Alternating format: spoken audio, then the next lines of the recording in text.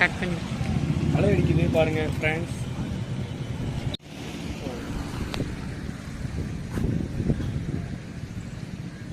அப்படிதான் போகணுமா?